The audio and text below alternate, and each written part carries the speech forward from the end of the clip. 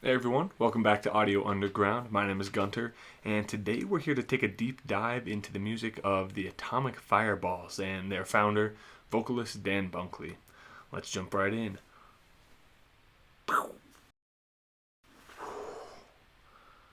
That's probably nothing. Anyway, the group was founded in the 1990s in Detroit, Michigan, and the Atomic Fireballs are an awesome blend of revival swing and a little bit of ska energy, which makes sense because Bunkley, again the lead vocalist and primary founder of the band, actually was in a different band before that and at the same time to some extent called Gangster Fun. Gangster Fun was actually more strictly a ska band, and they were active all throughout the 1990s, based in the Detroit, Michigan area as well. They put out a few albums. Gangster Fun's most commercially successful release was their 1996 album Pure Sound, Pure Hogwash, Pure Amphetamines. And none of Gangster Fun's ska songs really made it big, even in the 1990s. They did actually play some pretty major shows, though, opening for and playing alongside of a lot of other big bands. The biggest hit from the Atomic Fireballs was the song Man with the Hex off of their 1999 album Torch This Place.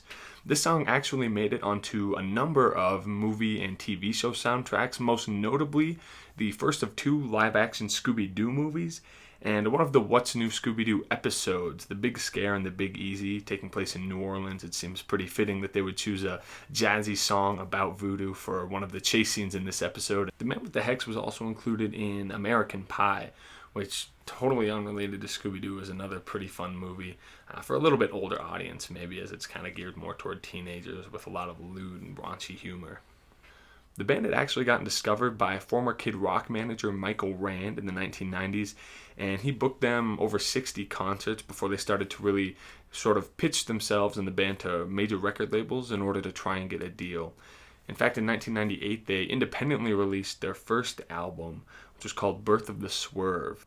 Torch This Place was eventually released in 1999 with Atlantic Records. Now, having such a big name in the music industry backing and putting out your album really does do a lot when it comes to trying to get your sound out there, and that's probably a big reason that the Atomic Fireballs found themselves with the song across so many different movies and TV shows. Bunkley's vocals really do a lot for this band's sound. There were a number of bands that picked up the swing revival movement, including Cherry Poppin' Daddies and Big Bad Voodoo Daddy. A lot of daddy-themed names. And these guys are actually still around and touring today, unlike the Atomic Fireballs. But what the Fireballs did have as sort of an edge was John Bunkley's vocal style. It's so aggressive and in your face that it gives their music an edge that really none of these other bands brought to the table. And I think that's definitely something worth noting. Unfortunately, the Atomic Fireballs did disband in 1999 after putting out what ended up being their only commercially successful album, as it was the only one put out with a major label. But John Bunkley is actually still doing a lot of work in the music industry today, aside from being in Gangster Fun, which also is no longer active as a band. He's now just working as a more independent musician and sort of contract musician for hire in the Detroit area. And he also does a lot of painting, which I think is pretty interesting. He's got a few good works.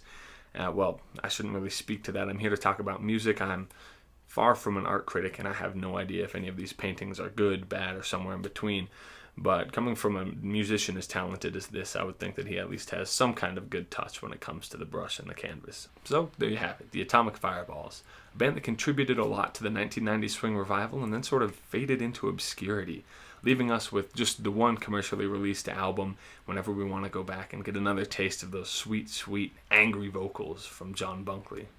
I hope you liked what I had to say, and if not, let me know. I hope I got all my facts straight. And if you did enjoy, like, comment, and subscribe, because I'm a robot that's just sound bits at this point.